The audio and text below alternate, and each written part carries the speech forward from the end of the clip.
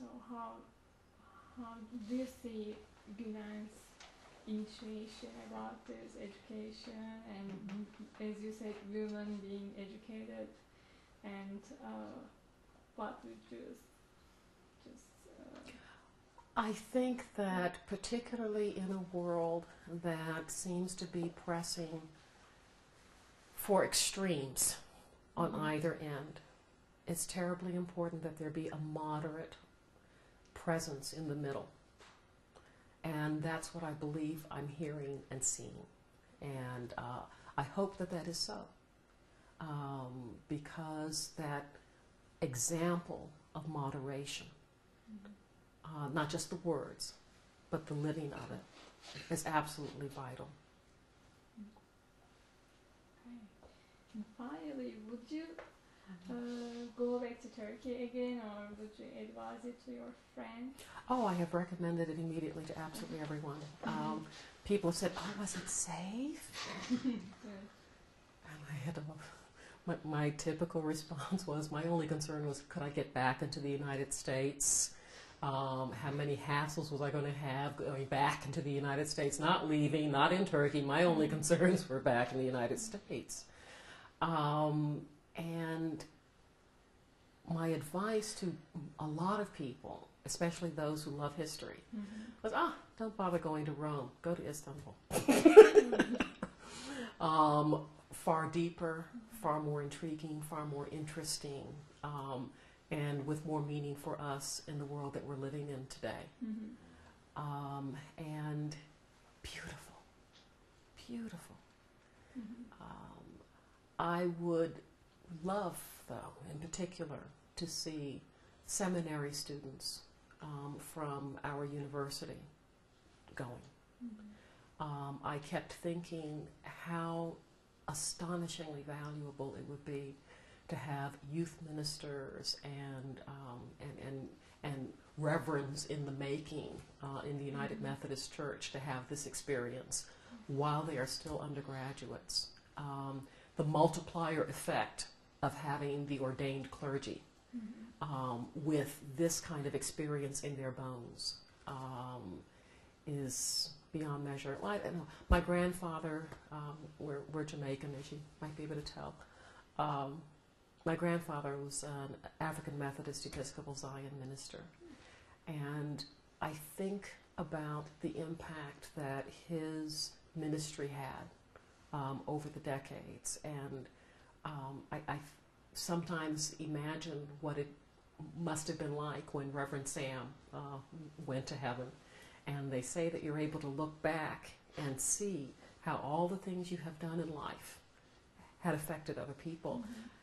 Grandpa died in the 1970s. I suspect he's still looking back on all of the impacts.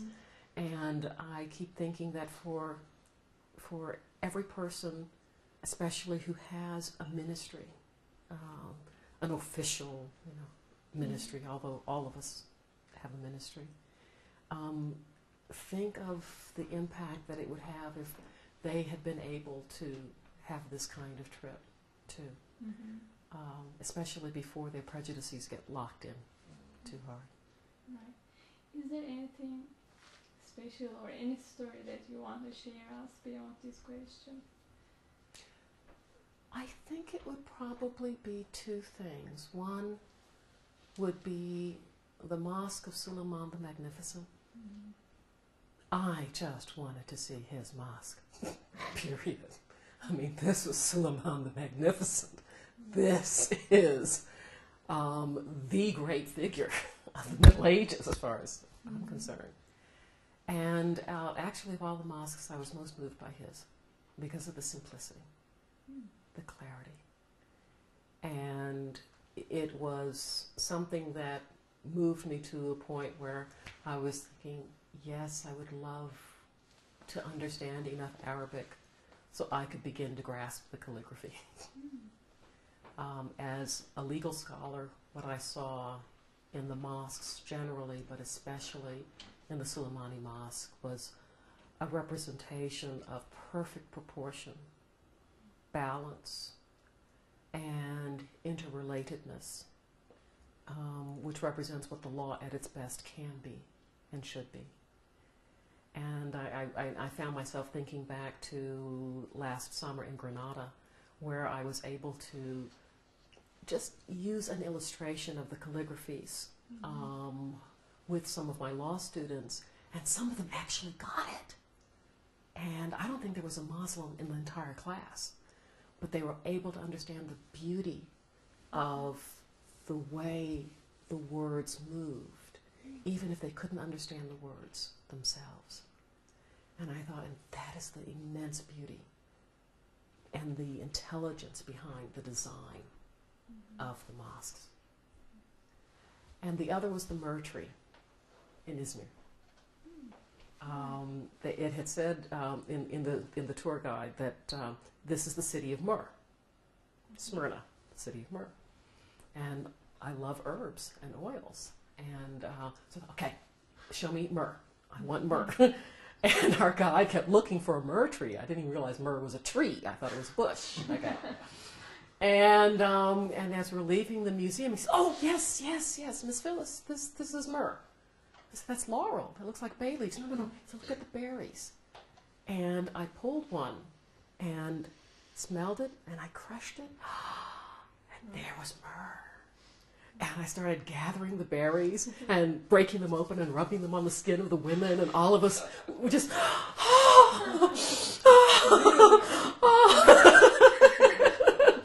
all of us were just so, I mean, we were transported. And there is something very deep and very special about being so close to something that you have read about and known as precious your entire life, and then to just walk outside the door and there it is, and to realize that what's precious and special is with you all the time.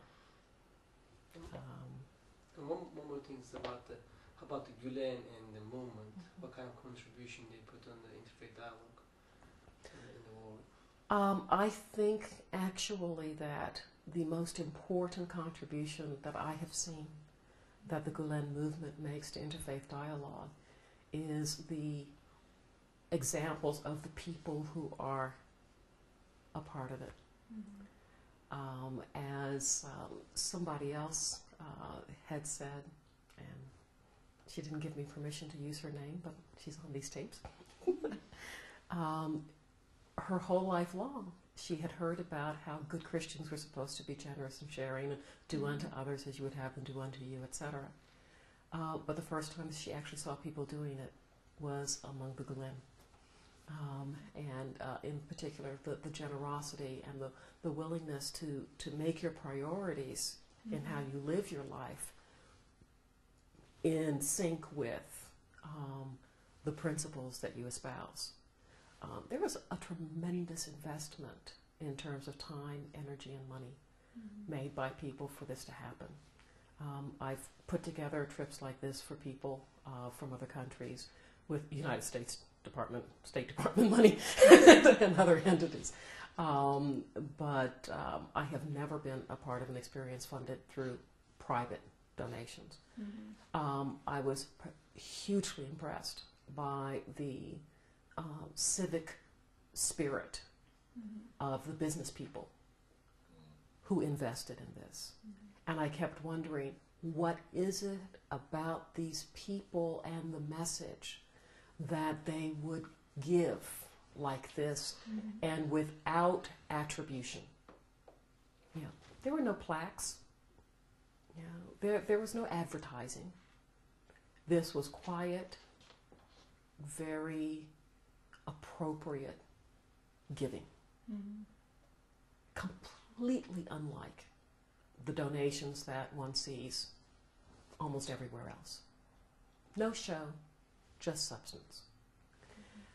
Again, it was one of those things that inspired me to feel that there is something about a sense of ethics, morality, and community that is still very much alive here.